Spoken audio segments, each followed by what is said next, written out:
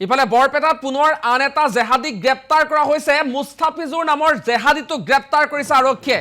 এই মুহূৰ্তৰ breaking news আমি জনাইছো। বৰপেটাত পুনৰ আন এটা জেহাদীক গ্ৰেপ্তাৰ।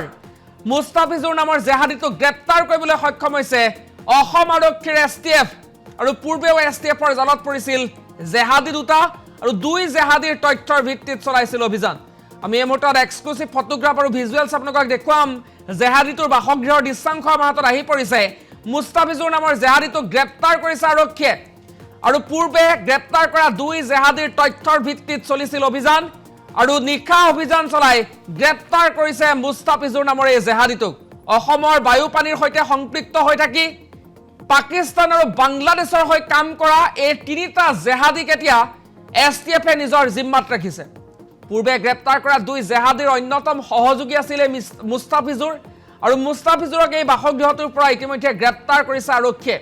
পুনৰবাৰ কৈছো, দেশৰ মাটি পানীত সৈতে সংপৃক্ত হৈ থাকি এইখন ভাৰততে থাকি ভাৰতৰ নাগৰিকত্ব লৈ পাকিস্তান আৰু বাংলাদেশৰ হৈ কাম কৰে এনে কিছুমান জেহাদীয়ে আৰু দেশ বিৰোধী কাৰ্যকলাপত লিপ্ত হোৱাৰ অভিযোগত ইতিমধ্যে তিনিটাকৈ জেহাদীক কৰায়ত্ব কৰিছে STFে আৰু STFৰ জালত পৰিছে এই তিনি জেহাদী।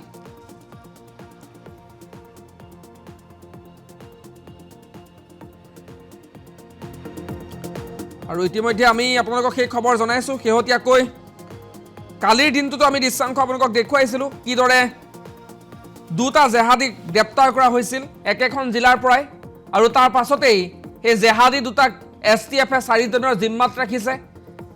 STFৰ জেৰাৰ পাছত এতিয়া আন এটা জেহাদীক গ্ৰেপ্তাৰ কৰা হৈছে। মোৰ হাজবেণ্ডক লৈ গৈছে মুস্তাফিজুৰ ৰহমান। নাজানো কিয় লৈ গৈছে। ৰাতি 12টাৰ পিছত আহিছে, আহি পুৰা ঘৰ ঘেৰাও কৰিছে, ঘেৰাও কৰি তাক উঠাই লৈ গ'ল। দুটা মোবাইল লৈছে, এটা পুৰানা আৰু এটা তাৰ ইউজ কৰা মোবাইল, চাৰ্জাৰ, লেপটপ এইবিলাক লৈ গৈছে। আহি একো কোৱা নাই, তাক যাব লাগিব এইটোৱে কৈছে।